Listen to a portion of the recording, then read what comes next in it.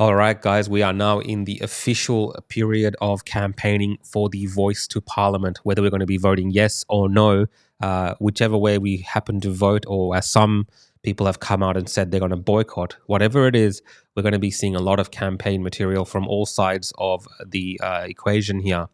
Now, yesterday, the No campaign put out some material on this particular individual, Thomas Mayo, who they are calling the architect of the Voice. Whether that's a fair assessment or not, I'll leave that up to you to decide. From what I can see, there's many people involved in the actual framing of the Voice, but it is clear that Thomas Mayo does play an integral role with his association with some of these people, some of these groups, and of course politicians as well. And what the No campaign, through a advocacy group called Fair Australia, what they're doing really is looking at the words of Thomas Mayo and what he has said in the past. They've compiled that into a video, as well as sharing some of the statements that he has made. So I'll go through that, and we can have a bit of a look into this Thomas Mayo character. And I think, look, we're going to honestly be seeing a lot of this.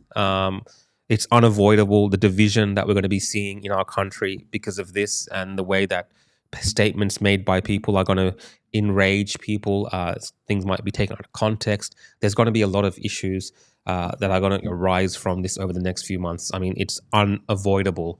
But first, let's watch this video. I will just chuck it on the full screen, and we can see what you think of their assessment of Thomas. Just give me 1 second.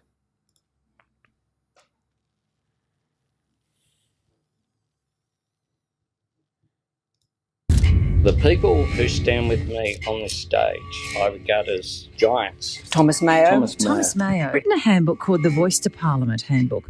All the detail you need. Thomas Mayo is a signatory to the Uluru Statement from the Heart, but was also entrusted with the physical document. Mayo is part of the referendum working group. He spent 18 months travelling around Australia to garner support for an Indigenous voice to Parliament. And I tell you what, we are sick of governments not listening to our voice. We are going to use the rule book of the nation to force them. There is nothing more powerful than building a First Nations voice, a black institution, a black political force to be reckoned with. Keep going until we change the system, until we tear down the institutions that harm our people. And also to pay respects to the elders of the Communist Party, who I think, without a doubt, have played a very important role in our activism. You know, this is the first step.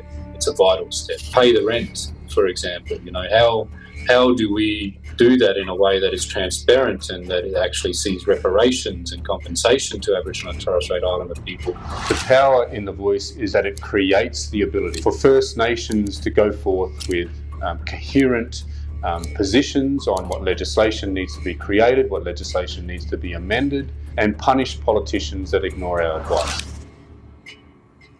This is a modest request. Authorised by Matthew Sheehan, Advance Australia, Canberra. All right, so some very inflammatory, aggressive use of certain language highlighted there. You know, things like punish politicians, some ideological insights that we might have gained there from his discussion about communists and these type of ideologies. And of course, we're hearing things like pay the rent and so on. So, I mean, these are the concerns that many people have and have raised over a period of time, saying that the Voice to Parliament itself is vague in its intentions. Now, I know that, again, the fact checkers and so on love to harp on about how there has been enough detail provided and how it's not a racially divisive thing and so on. But you can see why people might have this perception when we hear these words and we hear these intentions very clearly being put forward by these people. Of course, always the context is important, 100%. So I encourage all of you to kind of do a bit more research on where these statements are coming from. But as a package, as a presentation of this particular person and his intentions, I think it's an effective type of advertisement to really give people that edge or that push that they need to go look into this a bit further, because we are seeing now these questions being raised. And I think it's going to become very important the more and more we find out about these particular people and their statements, right? So let's just have a read of this article, which appeared in The Australian. And it says, the Indigenous Voice to Parliament Yes campaign, Thomas Mayo's radical vision. just read a little bit of it. A prominent Yes campaigner for the Indigenous Voice to Parliament, Thomas Mayo, has described former Prime Minister John Howard as a bastard and threatened that politicians would be punished if they ignored the Voice advisory body. The militant unionist and outspoken figure on the government's First Nations referendum working group has also raised the prospect of a Voice to Parliament being the first step towards reparations and compensation for Indigenous Australians. Videos unearthed by the No Campaign strategist features Mr. Mayo appearing in online forums run by Search Foundation, established in 1990 as a successor organisation of the Communist Party of Australia to preserve the socialist movement. I mean, these links with communism and some of these kind of activist groups that discuss reparations and all these type of concepts is again very common. If you know about BLM, for instance, the movement that grew to prominence over the last few years in America, particularly to do with race relations between African Americans and the rest of America, is the way it's portrayed.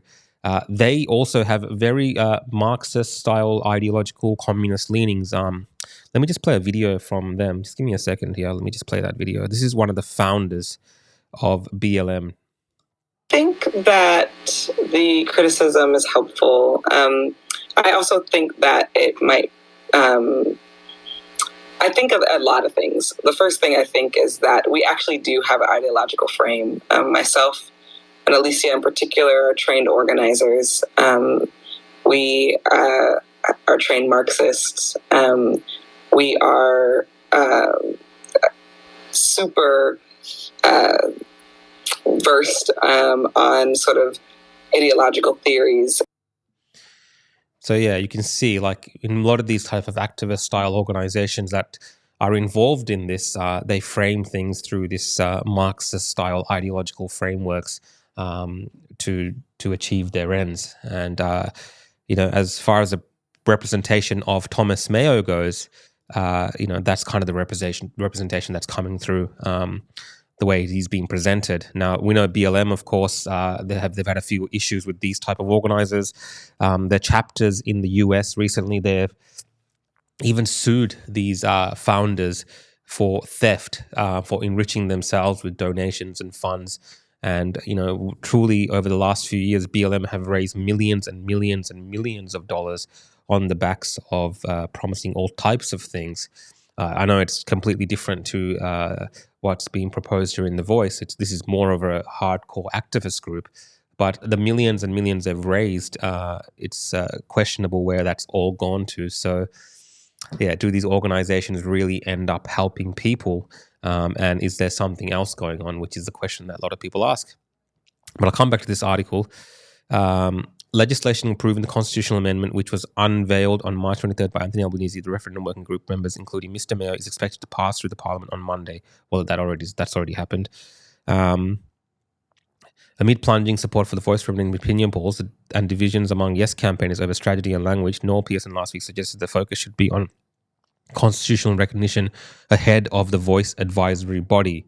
So if you've been paying attention to this, you would have also noticed that even Albanese himself has really, from some of the language that he's using, has dropped talking about the voice itself and is strictly moving towards language which is around recognizing Aboriginal and Indigenous peoples in the Constitution, right? Constitutional recognition is the way that it's being framed now.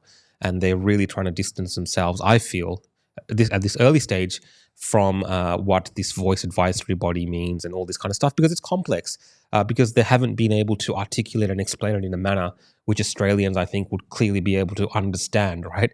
You can't present what this means in a one document, right? In a few dot points, they're struggling to say what it means.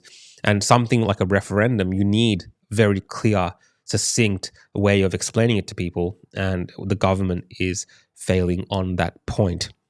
But back to Mr. Thomas Mayo, if we have a look at some of his statements, let's have a look from some of his Twitter statements. So this is on Fair Australia. They've put some statements together. Thomas Mayo, this is in December 2020.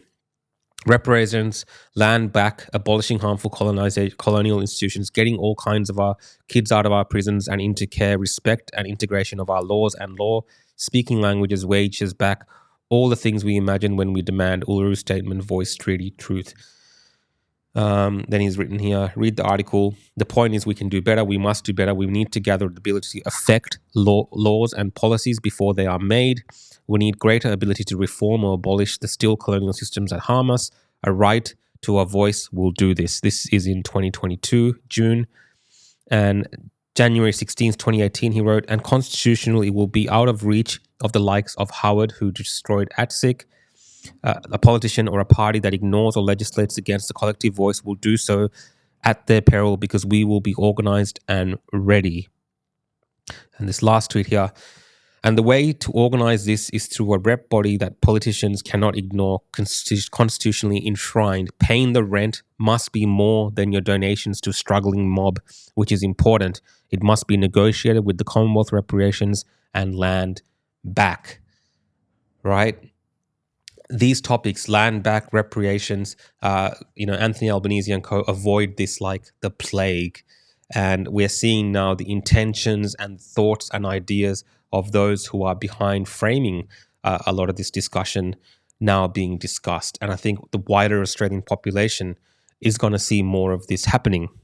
Now, I commented on the Voice to Parliament yesterday based on, what I watched in Parliament. And, I watched a lot of that sitting on Monday where everyone was putting their case forward in the Senate.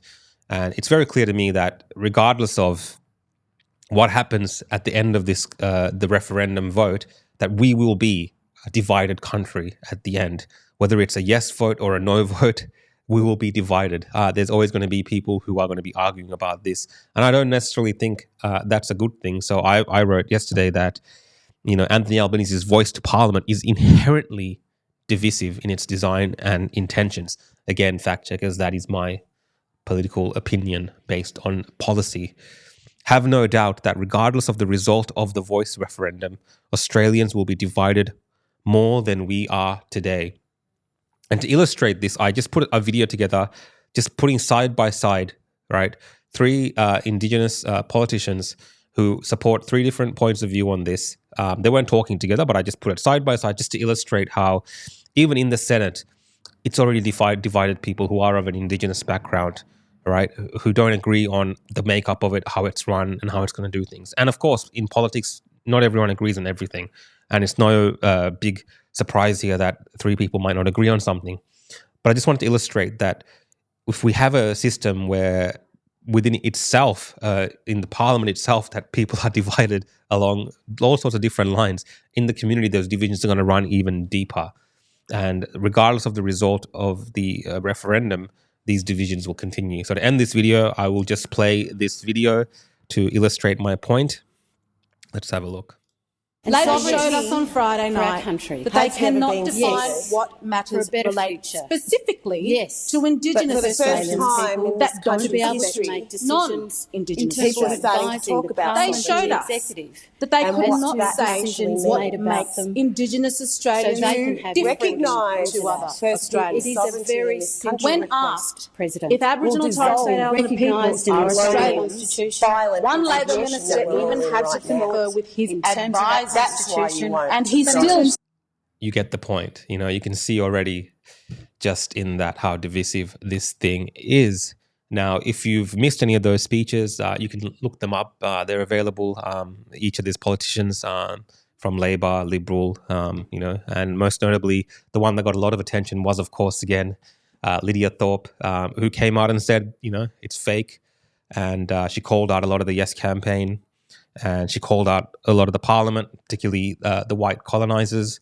And, despite all her faults, and people might disagree with me here, she is eloquently brash in her methods, despite her lack of decorum and that the way she goes about and carries herself in parliament, the great deal of disrespect that she shows, I believe, when she does stuff in there. She did make some valid points, in particular for people who actually, if they truly believe in ideas like sovereignty and the historical place of Aboriginal and Indigenous peoples in this country, and if they truly believe these things, as she claims that she does, it would be impossible for them to support such an advisory body. And she is, of course, gunning for, full-on sovereignty and a full-on, ripping apart of Australia, that in itself would be, my view, again, my opinion, destructive. But at least with Lydia Thorpe, she is consistently on message for what she thinks, and she speaks her mind, and people are going to have all sorts of views and opinions on it. And look, I think she is going to be an interesting voice to watch out for in these next few months. And even for the No campaign, I think if you pay attention to what Lydia Thorpe is saying, you might get a few more different insights into how even the Yes campaign is run, and some of the internal conflicts that you might find in a Yes vote as well. Anyway, guys, if you're enjoying my videos and you like what I'm doing, you can follow along at Facebook, YouTube, Instagram, Twitter, Rumble, and Odyssey at The Real Rukshan. Subscribe, like, share. Thanks, guys. See you next time.